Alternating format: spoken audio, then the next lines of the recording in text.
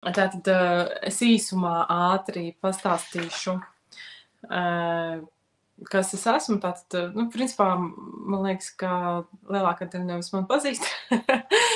Bet tomēr es, man liekas, tā baigi daudz neesmu stāstījusi. Tad, izsakot tā, mans ceļš tieši ar kārtīm sākās jau tā apzināti, tad, kad man uzdāvināja mana māsa pirmo kāršu kavu. Tas bija eņģeļu taro.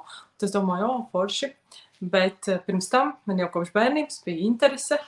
Es tur visādi spēlējos kaut kādiem tur grāmatiņās kaut kādas, kur kaut kādā veidā uzpildēju kārtis. Tā es vienmēr kaut ko tur griezu laukā, kaut ko tur krāsoju, zīmēju, jo bērnībā nebija tādas kāršu kavas tādas kā tagad tik daudz tieši orakulu kārtas, bet bija kaut kādas, es atceros, mājās mētājās kaut kur parastās kaut kādas spēļu kārtas, un tad man likās, es gribētu iemācīties zīlēt ar tām kārtīm.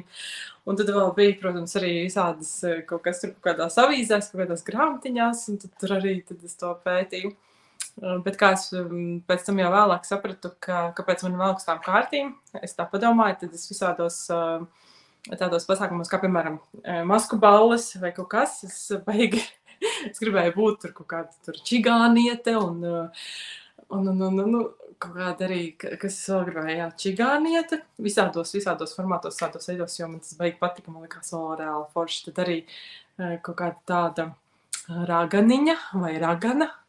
Vēl man patika, es arī kaut kad vienreiz biju paģērbsies uz vienu masku balli par šo tā austrumu sievieti. Palikos tur satinusies. Un tā, un tas arī kaut kādā ziņā liecina, ka, īstenībā kaut kur jau tās tēmas man ir droši vien bijušas aktuāls arī manās iepriekšējās dzīvēs, un tā ir kā iestrāde, kas nākus līdzi, un tāpēc man arī tā interese ir, un arī tāpēc man tas tā ļoti labi padodās. Lūk. Un tad es sāku veikt kāršu lasījumus tā priekš sevis, un tad es arī skatījos tajā laikā, tad, kad es sāku, tad bija viena tāda autore, kura bija izdevusi ļoti daudz dažādas kārtas, tāda Dorīna Virtju. Tagad viņa vairs ar kārtīm nenodarbojas, viņa tā kā pārgāja ļoti uz tādu reliģisko egregoru un visas savas grāmatas, visu savu darbību noliedza. Savas kārtas pati dedzināja un arī citiem lika dedzināt saviem sekotājiem un tā. Bet būtībā tad, kad viņa tieši bija kā autore dažādām kārtīm, viņa arī vadīja kaut kādus atsevišķus webinārus, atsevišķus kursiņus tieši par eņģeļiem, par eņģeļu tēmām, eņģeļu kārtīm.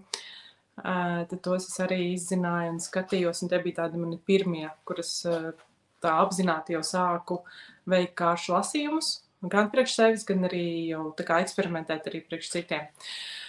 Un tad pēc tam es jau tam sāku kaut kādā brīdī nopietnāk pievērties. Es gāju arī kursu, kļuvu par certificētu orakulu kāršu lasītāju. Tas bija 19. gads, kad es to kursu gāju. Viņš bija tāds apjomīgs kurs, sanāk vairāku mēnešu garumā. Un tad man likās, ka es tagad iziešu uz tādu kaut kādu to angļu valodā runājošo auditoriju. Tur sākšu veikt kāršu lasījumus, un ka tas kļūs par manu dzīvesveidu. Gluži tā nekļuva, jo man nebija vēl izstrādātas tēmas tieši par tādām kaut kādu savu nedrošību, savām bailēm. Es kā biju vēl joprojām korporatīvajā pasaulē, un tad man likās, ko tur citi padomās, un tad tur arī bija visādi tie uzstādījumi, kas, protams, vairāk bija manā galvā, bet, es arī zinu, ka joprojām daudziem cilvēkiem ir kaut kādi uzstādījumi par to, ka tur kārtas ir slikti un ka tas ir kaut kāds tur vispār tur kaut kas, kaut kādiem tur tādiem maņticīgiem cilvēkiem un tam līdzīgi. Lūk, bet tik un tā, es nepametu kārtas, tad es iekritu azartā. Un tad jau es sāku iegādāties jaunas kāršu kavas, arī sāku veikt kāršu lasījumus, jo mums bija tāda grupa, tieši visam tam kursam, kas kaut kāda gada garumā tā grupa bija, kur mēs viens otram kā trenējāmies un veicām arī kāršu lasījumus, arī angļu valodā, ar dažādiem visādiem cilvēkiem. Tad entuziasti vienkārši savācāmies kopā un tā darījām. Un tas arī bija tāds labs treniņš. Un tā es turpinu to darīt.